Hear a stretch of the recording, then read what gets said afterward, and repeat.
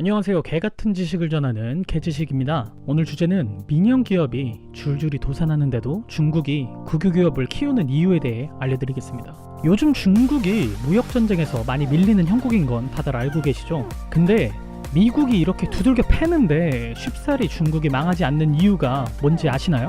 일당 독재로 장기계획 수립이 쉽고 인구수로 밀어붙이는 내수시장, 국유기업에 대한 정부의 막대한 투자 등 여러 가지가 있는데 이 중에서도 제일 대표적인 게 국유기업에 대한 정부의 투자입니다. 그래서 지금 트럼프가 중국의 국유기업에 대한 불법적인 보조금 철회를 엄청나게 요구하고 있는 거죠.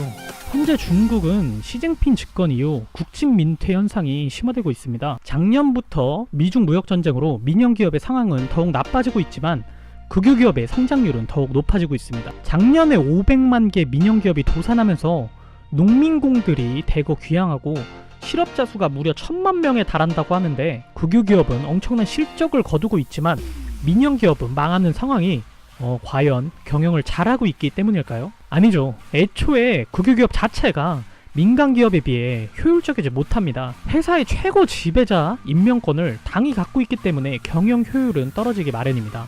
실력 있는 인재보다 당의 말을 잘 듣는 개가 필요하니까요. 국유기업이 생존할 수 있게 정부 차원에서 엄청난 보조금과 유리한 세수 정책으로 부당 이익을 올리고 민영기업에게는 대출 제한으로 재무위기를 만들고 주가를 하락시켜 국유기업이 민영기업의 주식 지분을 확보하는 꼼수를 부립니다. 중국 관광 미디어의 보도에 따르면 2018년 10월 말부터 1000억 위엔 이상의 민영기업의 주식을 국유기업이 흡수했다고 하는데 이게 최근 8년간 최고치입니다.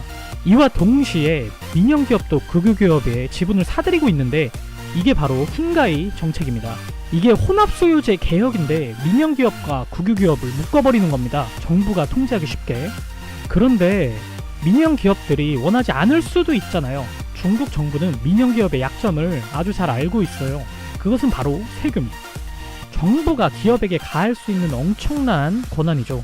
예를 들면 중국의 알리바바 기업에게 국영기업에게 투자해 라고 했을 때 거절하면 세금 폭탄을 매기면 끝나게 되는 거죠. 세금 폭탄 맞고 정부에게 눈엣 가시로 남을 바에 좀 뭐 같더라도 뇌 하면서 정부의 제안을 들어줄 수밖에 없는 것이 민영기업의 현 상황입니다. 예전에 알리바바 그룹 회장인 마윈이 정부는 정부가 해야 할 일을 해야 한다 라며 정부의 규제 정책을 비판했더니 일주일 뒤에 바로 은퇴 선언을 하였습니다. 자선 사업에 매진하고 싶다고 말은 하지만 중국 정부의 입김이 작용한 것은 확실해 보입니다.